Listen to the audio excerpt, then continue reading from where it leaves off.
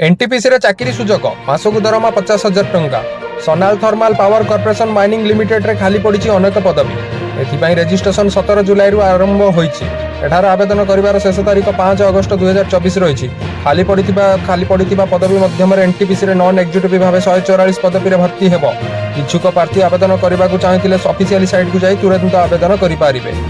परवर्ती खबर, लक्ष्मी बसर नाम और रंग परिवर्तन कारण कौन प्रश्न कले विधायक, उत्तर रखिले मंत्री। विधानसभा रे उठला लक्ष्मी बसर बस प्रसंग।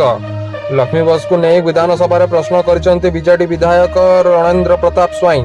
लक्ष्मी बसर रंग और नाम परिवर्तन करिवार कारण कौन, एहा द्वारा सरकार कि प्रकार लाभ पाउचंती बोली प्रश्न करथिले बीजेडी विधायक। आउ ए प्रश्नर उत्तर रखी वाणिज्य और परिवहन मंत्री विभूति भूषण जेना कहिथिले जे राज्य प्रथम मालकानगिरी जिले में यही लक्ष्मी बस सेवा आरंभ होइथिला। आ परे परे एहा अन्य जिला को आरंभ होइथिला। तेबे रंग परिवर्तन को नहीं मंत्री कहिथिले जे लक्ष्मी बस रे कोनोसी रंग लागि नथिला, केवल स्टिकरिंग करा जायथिला। साधारण निर्वाचन समय आदर्श आचरण भित्ति बलवत्तर थिबा समय लक्ष्मी बस मानकर लागिथिबा किछि स्टिकर एक राजनैतिक दल चिन्ह सह मेल खाउथिबारु सेगुड़िक हटा जायथिला। एथिसह किछि बस असुंदर देखा जाउथिबारु आदर्श आचरण विधिर अवधि शेष हेबा पर सेगुड़िक सौंदर्यकरण पई राज्य परिवहन निगमर पुराणा रंग को उपयोग करा जायथिला बोली मंत्री उत्तर रखिछंती। परवर्ती खबर, मालदीप को बड़ झटका देला भारत। बजेट रे मालदीप को दिया जायथिबा अनुदान सहायता राशि रे भारत सरकार एक बड़ हर्ष करिसंती।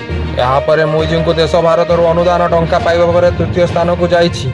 भारत 2025 वर्ष पर बजेट उपस्थापन करिसंती। एथिरे मालदीप को दिया जायथिबा सहायता परिमाण हर्ष पाइछि। निर्वाचन पूर्व 1 फेब्रुआरी संसद में उपस्थित होइतिबा बजेट मालदीप को 72 मिलियन अमेरिकन डॉलर सहायता प्रदान करा जायथिला। मोदी सरकार तृतीय कार्यालय प्रथम बजेट मालदीप को दिया जायथिबा अनुदान परिमाण मात्र 48 नियुत अमेरिका डॉलर को हर्ष करा जायछि। मालदीप को सहायता कट मुइजिं को चाइना समर्थक नीति रे प्रतिक्रिया भाव में देखा जाउछि।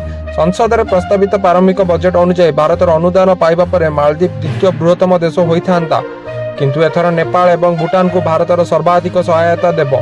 गत आर्थिक वर्षर बजेट में मालदीप को 48.1 मिलियन अमेरिकन डॉलर अनुदान अर्थ प्रदान करा जायथिबा बेले संशोधन पर यहाकू 92.9 मिलियन डॉलर को वृद्धि कराଯାଇଛି।